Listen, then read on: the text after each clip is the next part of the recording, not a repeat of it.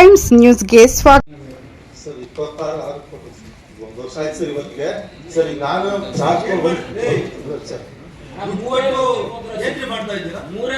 ಜನವರಿನಲ್ಲಿ ಏನಾದ್ರು ಮೀಟಿಂಗ್ ಅಲ್ಲಿ ಒಂದು ತಿಂಗಳಲ್ಲಿ ಮುಗಿಸ್ತೀನಿ ಅಂತ ಹೇಳಿದ್ದೀರಾ ಸರ್. ನಾನು ಹೆಚ್ಚೂರು ಇಲ್ಲ ಸರ್, ಅಡಿಷನಲ್ ಅವರು ರಜಾ ಹಾಕ್ತಾರೆ ಸರ್, ಅಡಿಷನಲ್ ಸರ್ ಒಂದು ಸಬ್ಮಿಷನ್ ಸರ್ ಎಲ್ಲಿ ಸರ್ ಟೆಂಡರ್ ಕಾಲ್ ಮಾಡಿ ಸರ್. ಈಗ 9ನೇ ತಾರೀಕು ಲಾಸ್ಟ್ ಡೇಟ್ ಇದೆ ಸರ್. ಈಗ ಸರ್ ಸರ್ 15 days ಅಲ್ಲಿ ಎಲ್ಲ ಟೆಂಡರ್ ಕಾಲ್ ಮಾಡಿ 9ಕ್ಕೆ ಕೊಟ್ಟಿನಿ ಸರ್. ಜನವರಿ ಸರ್ ನಾನು ಒಂದು ತಿಂಗಳಲ್ಲಿ 4 ಕಿಲೋಮೀಟರ್ ಸರ್ ರೆಡಿ ಮಾಡ್ತೀನಿ ಸರ್ 9. ಆಮೇಲೆ ಮಾಲೂರು 4 ದಿನ ಸರ್, ಮಾಲೂರು ಡೀಟೇಲ್ಸ್ ಕೋಲಾರದ ಟೆಂಡರ್ ಕಾಲ್ ಮಾಡಿ ಸರ್ 9 ಕವರ್ ಬಂದಿಲ್ಲ. ಅವರು ಪೇಪರ್ ಇವಾಗ ಕೊಟ್ಟಿದ್ದಾರೆ, ಅದನ್ನು ಪೇಪರ್ ಏನ್ ಮಾಡಿದ್ರೆ ಅರ್ಜೆಂಟ್ ಅಲ್ಲಿ ಊಟ ಬಿಟ್ಟ ಈ ಕಡೆ ತಲೆ ಕೆಳಗಡೆ ಕಾಲ್ ಮೇಲೆ ಹಾಕ್ಬಿಟ್ಟು ಪೇಪರ್ ಅಲ್ಲಿ ನೀವು ಕೊಟ್ಟಿರೋ ಪೇಪರ್ ಇದು ತಲೆ ಕೆಳಗಡೆ ಕಾಲ್ ಕೆಳಗಡೆ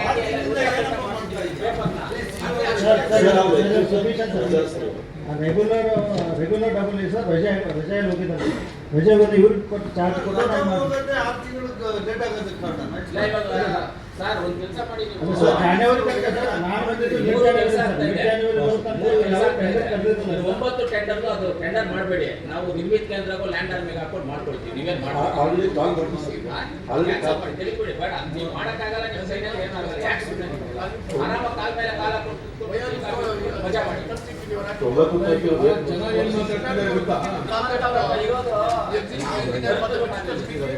ಅಧಿಕಾರಿ 2 ವರ್ಷ ಆಗಿದೆ.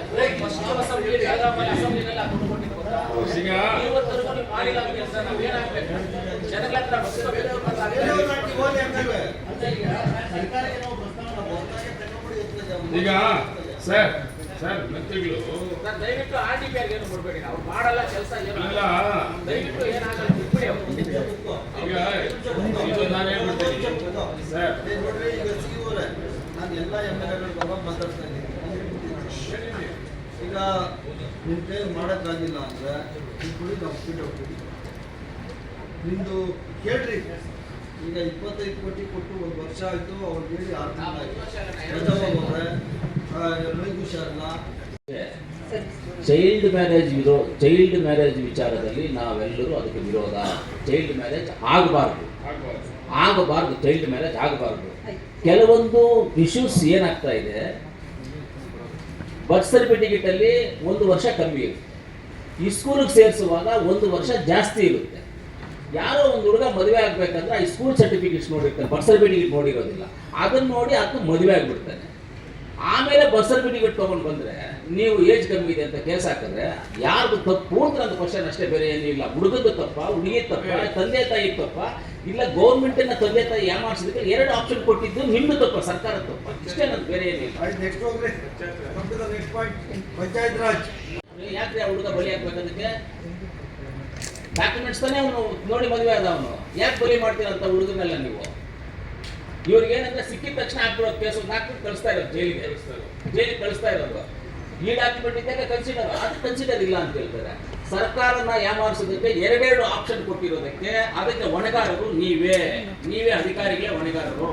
2 ಆಪ್ಷನ್ ಇರೋದು, ಒಂದು ಬರ್ತ್ ಸರ್ಟಿಫಿಕೇಟ್, ಒಂದು PC. ಅದು ಬಿಟ್ಟರೆ ಡಾಕ್ಟರ್ಗಳು ಕರೆಕ್ಟಾಗಿ ಕೊಡೋಕ್ಕಾಗಲ್ಲ. ಅಲ್ಲಿ ಚೆಕ್ ಮಾಡಬೇಕು, ಮೂಲೆ ಚೆಕ್ ಮಾಡಬೇಕು, ಕರೆಕ್ಟಾಗಿ ಕೊಡೋಕ್ಕಾಗಲ್ಲ. ಅದು ನೀವು ಯಾವುದನ್ನ ಒಂದು ಡಾಕ್ಯುಮೆಂಟ್ ಕನ್ಸಿಡರ್ ಮಾಡಿ, ಇಲ್ಲ TC ಕನ್ಸಿಡರ್ ಮಾಡಿ, ಇಲ್ಲ ಬರ್ತ್ ಸರ್ಟಿಫಿಕೇಟ್ ಕನ್ಸಿಡರ್ ಮಾಡಿ.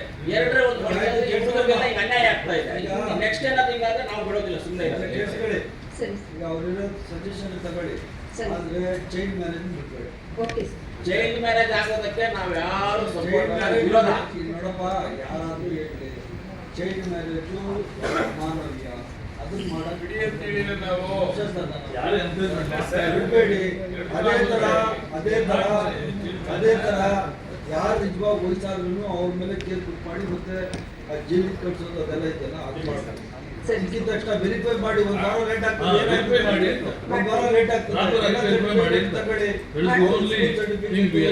ಬರ್ತ್ ಸರ್ಟಿಫಿಕೇಟ್ ಜೊತೆಲಿ ಡಾಕ್ಟರ್ ಟೆಸ್ಟ್ ಮಾಡೋದು ಎಲ್ಲ ಸೇರಿ ಕಾಮನ್ ಸೆನ್ಸ್ ಯೂಸ್ ಮಾಡಿ ಅಷ್ಟೇ. ಅವ್ರ ಮಾನವೀಯತೆ ದೃಷ್ಟಿಯಿಂದ ಕಾಮನ್ ಸೆನ್ಸ್ ಯೂಸ್ ಮಾಡಿ. ಇಮಿಡಿಯೇಟ್ ಆಕ್ಷನ್ ತಗೊಳ್ಬೇಡಿ ಬಿಡಿ ಅಂತ ಹೇಳ್ತಾ ಇಲ್ಲ. 1 ವಾರ ಲೇಟ್ ಆದ್ರೂ ಪರವಾಗಿಲ್ಲ, ನೋಡಿ ಕರೆಕ್ಟಾಗಿ ಮಾಡಮ್ಮ. ಇಂಥದ್ದು ಯಾವ್ದಾರ ಒಂದು ಫೋನ್ ಬಂದ್ಬಿಟ್ರೆ ಇವ್ರಿಗೆ ಇಂಡಿಯಾ ಪಾಕಿಸ್ತಾನ ವಾಹಿನಿ ಅನ್ಕೊಂಡ್ಬಿಟ್ಟವ್ರು ಅವರು ಯಾಕೆ ರೆಸ್ಪಾಂಡ್ ಮಾಡೋಲ್ಲ ನೀವು ಎಮ್ ಎಲ್ ಎ ಇಲ್ಲ ಸರ್, ಮಾಡ್ತೀವಿ ಸರ್. ಇಲ್ಲ ಇಲ್ಲ ನೀವು ರೆಸ್ಪಾನ್ಸ್ ಮಾಡ್ತೀವಿ ಅಂತ ಮಾತ್ರ ಹೇಳ್ಬಿಡಿ. ಇಲ್ಲ ನಾವು ಇನ್ನ ಬೇರೆದೆಲ್ಲ ಮಾತಾಡ್ಬೇಕಾಗ್ತದೆ ಇಲ್ಲಿ ಬೇಡ.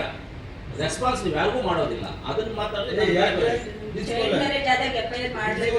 ರಿಕ್ವೆಸ್ಟ್ ಸರ್, ಇದ್ರ ಬಗ್ಗೆ ಸಭೆ ಗಮನಕ್ಕೆ ಒಂದು ವಿಚಾರ ಹೇಳಿಕ್ಕೆ ಬಯಸ್ತೀನಿ ಸರ್. ಅಕ್ಟೋಬರ್ನಲ್ಲಿ ಸುಪ್ರೀಂ ಕೋರ್ಟು ಡಿಟೇಲ್ಡ್ ಆಗಿ ಇನ್ಸ್ಟ್ರಕ್ಷನ್ಸ್ ಡೈರೆಕ್ಷನ್ಸ್ ಕೊಟ್ಟಿದೆ ಸರ್. ಅದಾದಮೇಲೆ ಸೆಂಟ್ರಲ್ ಗೌರ್ಮೆಂಟ್ ಆ್ಯಕ್ಟ್ ಇದೆ, ಗೌರ್ಮೆಂಟ್ ಆಫ್ ಕರ್ನಾಟಕದಲ್ಲಿ ಭಾಳ ಸ್ಟ್ರಿಕ್ಟ್ ಆಗಿ ಹೇಳಿದ್ದಾರೆ. ಮಾನ್ಯ ಮುಖ್ಯಮಂತ್ರಿಗಳು ಹೇಳಿದ್ದಾರೆ, ಒಂದು ಬಾಲ್ಯ ವಿವಾಹ ಕೂಡ ಆಗಬಾರ್ದು, ಅದು ನೆಕ್ಸ್ಟ್ ಬಾಲ ಗರ್ಭಿಣಿಯರ ಸಮಸ್ಯೆಗೆ ಸೃಷ್ಟಿ ಆಗ್ತದೆ. ಆ ಕಾರಣಕ್ಕಾಗಿ 0 ಟಾಲರೆನ್ಸ್ ಇರಬೇಕು ಅಂತ ನಾವು ಸ್ಟ್ರಿಕ್ಟ್ ಇನ್ಸ್ಟ್ರಕ್ಷನ್ಸ್ ಕೊಟ್ಟಿದ್ದೀವಿ ಸರ್. ಈಗ ಶಾಸಕರು ಹೇಳ್ತಾ ಇರೋದು ಏನಂದ್ರೆ ವೆರಿಫೈ ಮಾಡಿ ಅಂತ, ಅದನ್ನ ನಾನು ಹೇಳ್ತೀನಿ ಸರ್. ಸಾಮಾನ್ಯವಾಗಿ ಶಾಲಾ ಸರ್ಟಿಫಿಕೇಟ್ನ ಇಟ್ಕೊಂಡೇ ನಾವು ಅದನ್ನ ಅವ್ರ ಮೇಲೆ ಕ್ರಮ ತಗೋತೀವಿ. ಆ ಆಕ್ಟಲ್ಲಿ ಏನು ಹೇಳ್ತಾರೆ, ಆ ಮಗುಗೆ ಬಾಲಕಿ ಅನ್ನೋದಲ್ಲ, ಮದುವೆ ಯಾರು ಅಬೆಟ್ ಮಾಡ್ತಾರೆ, ಮದುವೆಯಲ್ಲಿ ಯಾರು ಪಾರ್ಟಿಸಿಪೇಟ್ ಮಾಡ್ತಾರೆ, ಅವ್ರ ಮೇಲೂ ಕೂಡ ಕ್ರಮ ತಗೊಳ್ಳಕ್ಕೆ ಕಾನೂನಲ್ಲಿ ಅವಕಾಶ ಇದೆ ಸರ್. ಬಟ್ ತಾವೇನು ಹೇಳ್ದಂಗೆ ಅದನ್ನ ವೆರಿಫೈ ಮಾಡಿ.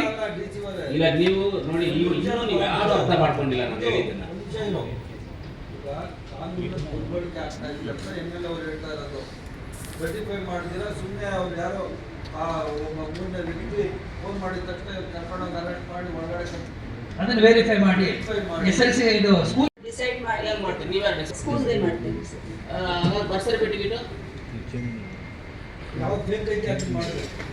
ಯಾವ್ದು ಒರಿಜಿನಲ್ ಯಾವ್ದು fake? ಎರಡು ಒರಿಜಿನಲ್ ಸ್ಕೂಲ್ ಕೊಟ್ಟಿರೋದು ಒರಿಜಿನಲ್, ಬರ್ತ್ ಸರ್ಟಿಫಿಕೇಟ್ ಒರಿಜಿನಲ್. ಇವಾಗ ಎರಡೂ ಡೌಟ್ ಇದೆ. ಹಾ. ಡಾಕ್ಟರ್ ಹತ್ರ ಕರ್ಕೊಂಡು ಡಾಕ್ಟರ್ ಹತ್ರ ಕರ್ಕೊಂಡು ಹೋಗ್ತೀವಿ ಸರ್. ನಮಗೆ 2-3 MLA ಅವ್ರು ಹೇಳ್ತಾ ಇರೋದು ಏನಂದ್ರೆ, ಕೆಲವು ನಮ್ಮ ಹಳ್ಳಿಗಳ ಕಡೆ ಸಿಕ್ಕಾಪಟ್ಟೆ ಪ್ರಾಬ್ಲಮ್ ಆಗುತ್ತೆ. ಏನಾದ್ರು ಜೈಲು ಕಳಿಸ್ತಾ ಇದ್ದೀನಿ, ಅವ್ರು ಓಪನ್ ಆಗಿಲ್ಲ, ನಾವು ಓಪನ್ ಆಗಿರ್ತಾರೆ. ನಾನು ಹಂಗೆ ಬರ್ತಾ ಇದ್ದೀನಿ. ಅಲ್ಲೇ ಅಲ್ಲಿ ಸ್ಮಾಲ್ ನೀನು ಹಳ್ಳಿಯಿಂದ ಬಂದಿರ್ಬೇಕು ಅಂತ ಅನ್ಕೋತೀನಿ ನಾನು. ಹಳ್ಳಿಗಳೇ 6 ತಿಂಗಳ 3 ತಿಂಗಳ ಗೊತ್ತೇ ಇರಲ್ಲಮ್ಮ, ಮದುವೆ ಮಾಡಿಬಿಡ್ತಾರೆ. ಯಾವನ ತಗೊಳ್ಳಿದ ಒಬ್ಬರು ಅರ್ಜಿ ಆಗ್ತಾನೆ ನಿನಗೆ. ನೀನೇನು ಮಾಡ್ತಾರೆ, ನಾವು ಫಾರ್ವರ್ಡ್ ಏನು ಮಾಡಲ್ಲ, ಕನಿಷ್ಠ ಅವರು ಮಾನವೀಯತೆ ಇಟ್ಕೊಂಡು ಅವ್ನು ಏನಾದ್ರು ಮಾಡಿ ಬಚ್ಕೊಳ್ಳೋದಪ್ಪ ಅನ್ನಲ್ಲ. ನೀನೇ ಮಾಡ್ತೀವಿ, ಸುಮಾರು ಜನ ಜೈಲು ಕಳಿಸ್ಬಿಟ್ಟೆ ನೀನು. ನಮ್ಮ ಮಾತಕ್ಕೂ ಬೆಲೆ ಇಲ್ಲ. 2-3 ತಿಂಗಳಿಗೆ ಅಲ್ಲ ತಪ್ಪು ಮಾಡಿದ್ರೆ ಜೈಲಿಗೆ ಕಳ್ಸಕ್ಕೆ. ತಪ್ಪು ಮಾಡಿದ್ರೆ ಏನು ತಪ್ಪು ಮಾಡಿದ್ರೆ ನಮ್ಮ ಮಂಜಾಳೆ ಹೇಳ್ತಾರೆ ತಗೊಬೇಕಲ್ವಾ. ಮೂಲ ಸರ್ಕಾರ ಇಶ್ಯೂ ಮಾಡಿದಂತ ಬರ್ತ್ ಸರ್ಟಿಫಿಕೇಟ್ ಇದೆ. ಹಾ. ಏನ ಆಧಾರ್ ಕಾರ್ಡ್ ಏನಾರ ಆದ್ರೆ ಅಕಸ್ಮಾತ್ ಡಾಕ್ಯುಮೆಂಟ್ ಅಲ್ಲ, ಬರ್ತ್ ಸರ್ಟಿಫಿಕೇಟ್ ಸ್ಕೂಲ್ ಅದ್ರಲ್ಲಿ ಮೂಲ ಬಂದು ಬರ್ತ್ ಸರ್ಟಿಫಿಕೇಟ್. ಇಲ್ಲ ಇಲ್ಲ ಹಳ್ಳಿಗಳಲ್ಲಿ ಮದುವೆ ಮಾಡಿರ್ತಾರಮ್ಮ, ಎಲ್ಲರೂ ಒಪ್ಪಿಗೆ ಮಾಡಿ ಮದುವೆ ಮಾಡಿರ್ತಾರೆ. 6 ತಿಂಗಳು 3 ತಿಂಗಳು ನಿಮ್ಮ ಇಡೀ ಏನಾಗಿದೆ. ಚೈಲ್ಡ್